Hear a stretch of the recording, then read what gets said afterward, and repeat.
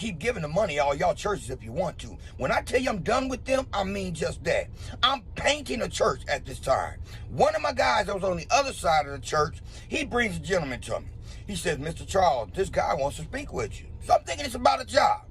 The guy tells me, he says, sir, would you by chance have $35 to help me to get back home to Texas? Now, we're in Louisiana. He wants to catch the bus. He said, and just to show you that I do need to get home, you or one of your guys can take me to the bus station and buy the ticket for me. He said, I got stranded out here. I just need to get home. I said, sir, you don't have to worry about that. Give me a minute. I'm going to go out to my truck. I'll get you the money. He said, yeah, because the pastor told me that you may be able to help me. I hesitated for a minute, but okay.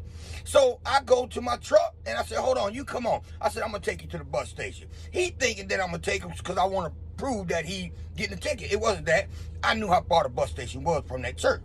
I get him there and he opens the door. I said, hold on 1 minute. I pull out money, $100 bill, here you go. He said, wait, let me go get the chain. Don't worry about the chain. I said, go ahead, get you something to eat, whatever.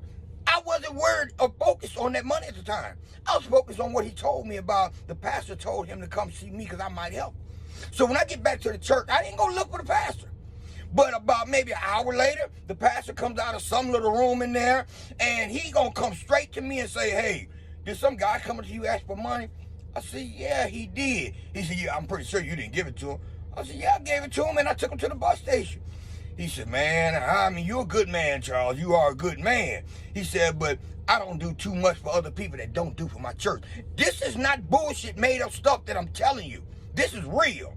And I looked at him. I said, wait a minute. I said, Pastor, I'm not going to say his name, but anyway, Pastor, you telling me that a stranded person can't come to you for the slightest help? Well, we got to go through the board. I said, you Pastor, $35. Come on, man.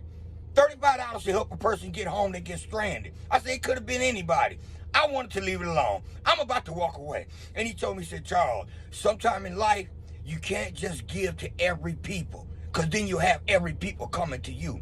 I said, yeah, you're right. I got you. Do you know what I did? I went and got my guy, pack it up. Mr. Charles, we're not finished. The fuck we ain't. Pack it up.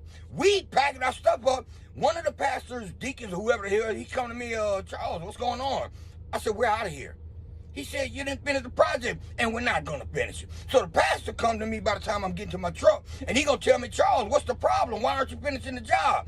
And before he can go on further, he going to tell me, he said, now, you know, we got a contract, and you're obliged to do this job. I said, sue me. I said, working for people like you is not in my agenda. I can't do it. I packed my shit and got the fuck out of there. And yes, he tried to sue me, but he lost.